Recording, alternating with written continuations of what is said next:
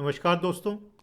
Legal Gurukul में आप सभी का बहुत बहुत स्वागत है, जहां मिलती है आपको सही लीगल नॉलेज और सही लीगल एडवाइस। दोस्तों, पत्नी जब पति पर मेंटेनेंस का केस करती है तो पति पर तरह तरह के आरोप लगाती है कि पति ने उसे दहेज के लिए तंग किया, उसके साथ मार पिटाई करी, उसे घर से बाहर निकाल दिया। पति की इनकम को भी बढ़ा चढ़ा करके दिखाया जाता है ताकि ज़्यादा से ज़्यादा मेंटेनेंस मिल सके। और ऐसे में पति के पास पत्नी के आरोपों को गलत साबित करने के लिए, पत्नी को झूठा साबित करने के लिए केवल एक ही मौका होता है, और वो होता है एविडेंस के समय पर। एविडेंस के समय पर पत्नी को किस तरह से क्रॉस एग्जामिनेशन करना है, इस पर तो पति ध्यान देता है, लेकिन पति भूल जाता है कि उसकी अपनी भी क्रॉस एग्जामिनेशन होनी है। और जब पत्नी का एडवोकेट पति को क्रॉस एग्जामिन करता है, पति से क्वेश्चन पूछता है, तो पति डर कर घबरा कर गलत उत्तर दे देता है या सही उत्तर नहीं दे पाता।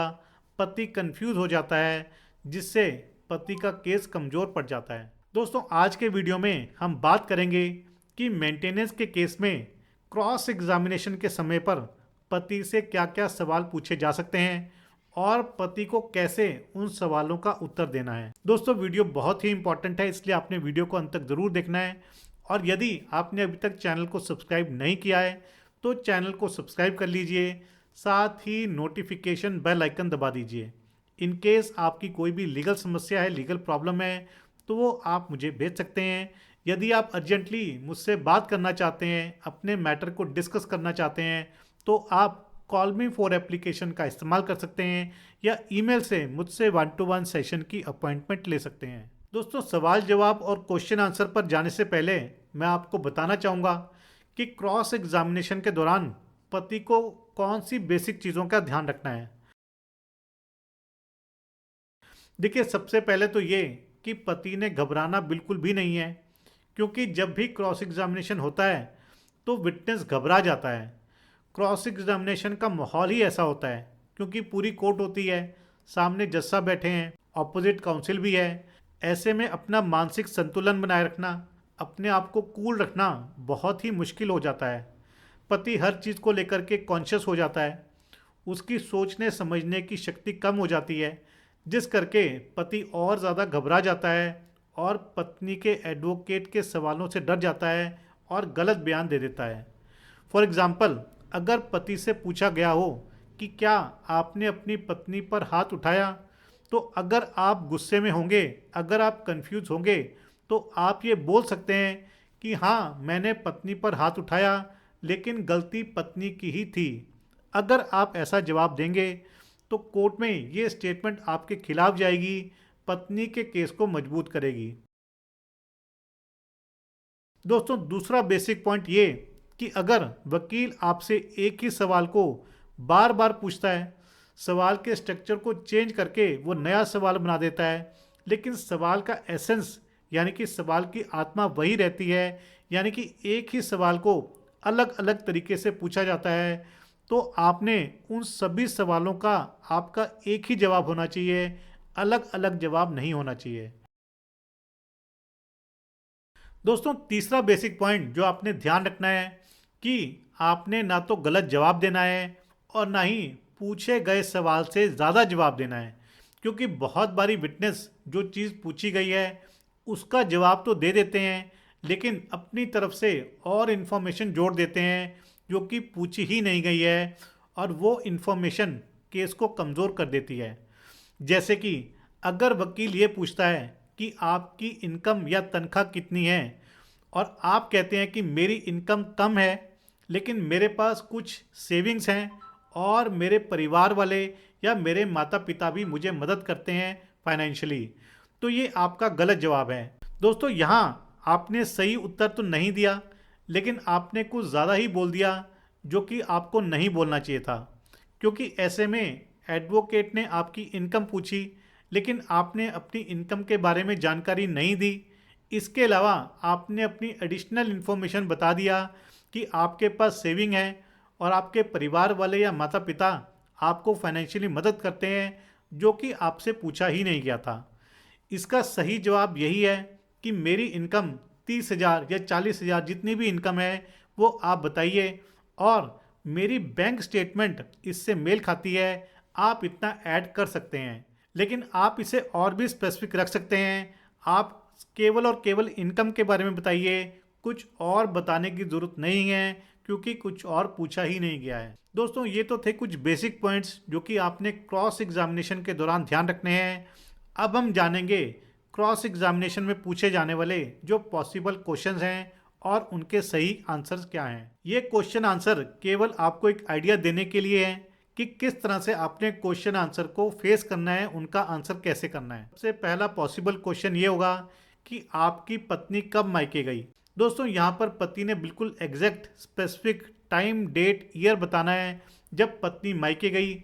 ऐसा ना हो कि आप इफ़ एंड बट में ही रह जाएं। देखिए, अगर पति उत्तर देता है कि मुझे ठीक से याद नहीं है, शायद मई में गई थी, लेकिन मैं कंफर्म नहीं कर सकता हूँ, तो ये उत्तर गलत होगा। इससे पति को किसी भी तरह का कोई बेनिफिट नहीं होगा।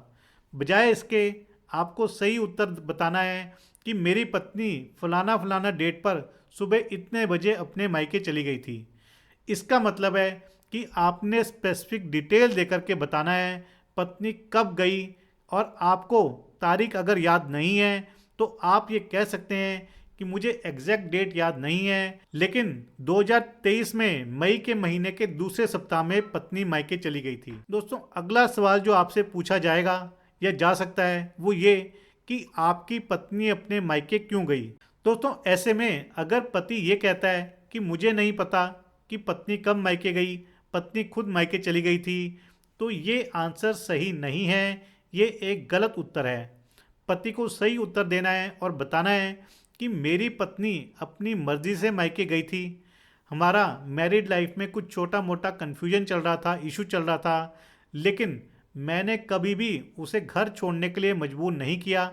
यहाँ पर आप ये भी कह सकते हैं कि आपकी मैरिड लाइफ में किसी भी तरह का कोई इशू नहीं था, लेकिन फिर भी पत्नी आपका घर छोड़कर चली गई, जबकि आपने उसे कभी भी घर छोड़ने के लिए मजबूर नहीं किया, ना ही प्रेशराइज किया। इसका मतलब है कि आपकी पत्नी ने जो आपके ऊपर आरोप लगाए हैं, आपने उनका खंडन करना है, उन्हें गलत बताना है।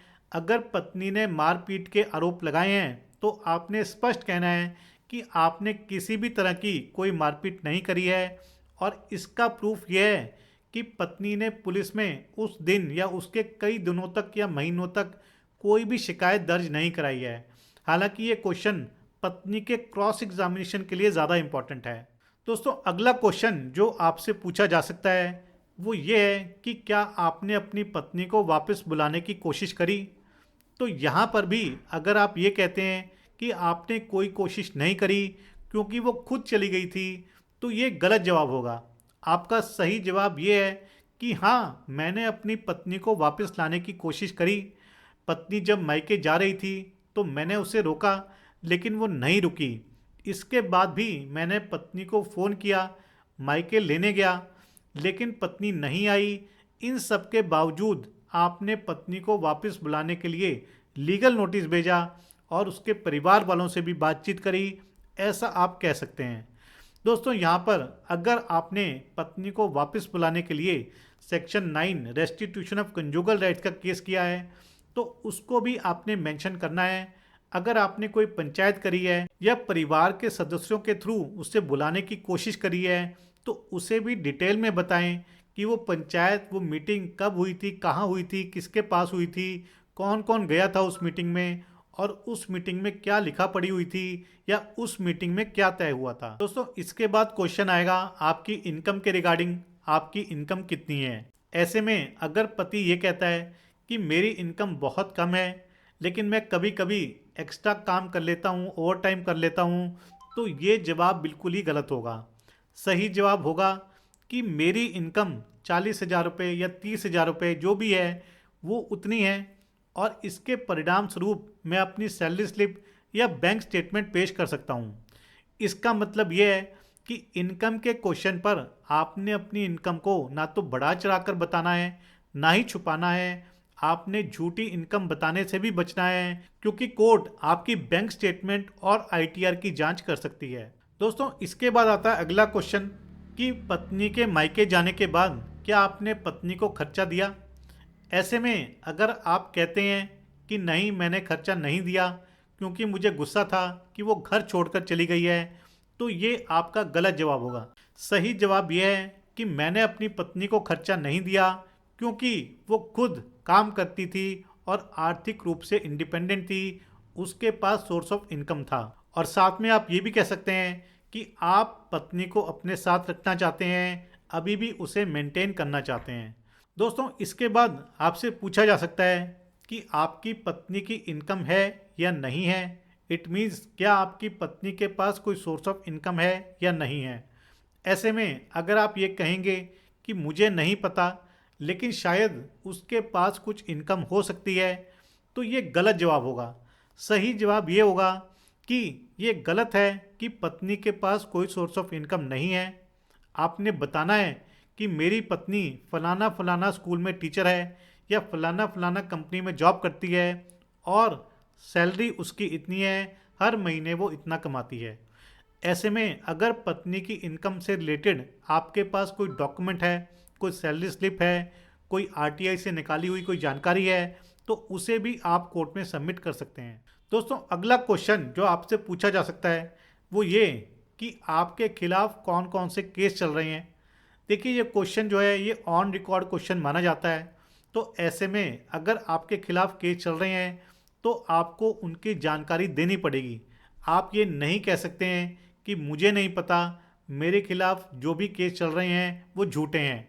आपको बताना पड़ेगा कि आपके खिलाफ 125 सीआरपीसी का केस चल रहा है या 498 आईपीसी का केस चल रहा है। लेकिन साथ में आप ये कह सकते हैं कि मेरे ऊपर ये 2-3 केस चल रहे हैं लेकिन सब में झूठे आरोप लगाए गए हैं। यानी कि आपने सभी केसों की जानकारी ट्रांसपेरेंट रूप से देनी है और अगर किसी केस में आपको बेल मिल चुकी है तो आपने उसका भी जिक्र कर सकते हैं। दोस्तों, इसके बाद जो आपसे पूछा जा सकता है कि आपने ससुराल में पत्नी के साथ मारपिटाई करी, उससे दहेज की डिमांड करी। दोस्तों, इसका जवाब भी आपने बिल्कुल स्पष्ट देना है। आपने कहना है कि ये बिल्कुल गलत है कि मैंने पत्नी के साथ मारपिटाई करी या पत्नी से दहेज की डिमांड करी। आपको कहना है कि मैंने कभी भी पत्नी से ना तो दहेज की डिमांड करी, ना ही पत्नी पर कभी हाथ उठाया, ना ही कभी उसके साथ मारपिटाई करी। दोस्तों, कुछ बहुत ही इंपॉर्टेंट बातें हमेशा अपने ध्यान रखनी है कि कोर्ट में सच्चाई ही आपकी सबसे बड़ी ताकत है। पत्नी का वकील आपको डराने की, आपको कंफ्यूज करने की कोशिश करेगा, लेकिन आपने सतर्क रहना है, अपना संतुलन बनाए रखना है, कॉन्फिडेंस बनाए रखना है, हर सवाल को सही तरीके से सुनना है, समझना है, उसके बाद ही सीधा और सटीक उत्तर देना है। बेवजह से बात को लंबा नहीं खींचना है और जो सवाल पूछा नहीं गया है उसका जवाब आपने कभी नहीं देना है और ना ही पूछे गए सवाल से ज़्यादा उत्तर देना है। यानी कि जितना सवाल पूछा जाए उतना ही उत्तर दीजिए। अगर कोई चीज़ आपको अपने बेनिफिट में लग रही है तो आप खुद कहाँ में उसे बता सकते हैं, या जब आपने पत्नी से पूछना है तो उस टाइम पत्नी के क्रॉस एग्जामिनेशन में पूछ सकते हैं या अपने एफिडेविट में लिख सकते हैं। उससे भी ज़रूरी है कि आपने कभी भी कोर्ट में झूठ नहीं बोलना है, क्योंकि ऑपोजिट पार्टी या ऑपोजिट पार्टी का एडवोकेट आपके झूठ को पकड़ लेगा। और उससे भी ज़रूरी है कि आपने कभी भी कोर्ट में झूठ नहीं बोलना है, क्योंकि ऑपोजिट पार्टी या उसका एडवोकेट आपके झूठ को सबूत के साथ पकड़ सकता है और आप पर क्रिमिनल केस भी फाइल किया जा सकता है। दोस्तों, अगर आपने पत्नी को वापस बुलाने की कोशिश करी है लेकिन पत्नी वापस नहीं आई है तो ये भी जानकारी आपने कोर्ट को स्पष्ट रूप से बतानी है। तो दोस्तों, ये थे कुछ क्रॉस एग्जामिनेशन को लेकर के क्वेश्चन आंसर जो कि पति से मेंटेनेंस केस में पूछे जा सकते हैं। अगर आप सही रणनीति रखेंगे, सतर्क रहेंगे, तो ही आपका केस मजबूत बनेगा। और दोस्तों, जैसा कि मैंने आपको पहले बताया, केवल यही क्वेश्चन आंसर नहीं है, इससे ज़्यादा क्वेश्चन आंसर भी हो सकते हैं, क्योंकि क्रॉस एग्जामिनेशन एक बहुत ही कॉम्प्रिहेंसिव, बहुत ही स्पेशल आर्ट है जो कि केस के फैक्ट्स पर डिपेंड करता है, लॉ पॉइंट्स पर डिपेंड करता है। तो आशा करता हूँ कि आपको वीडियो पसंद आया होगा।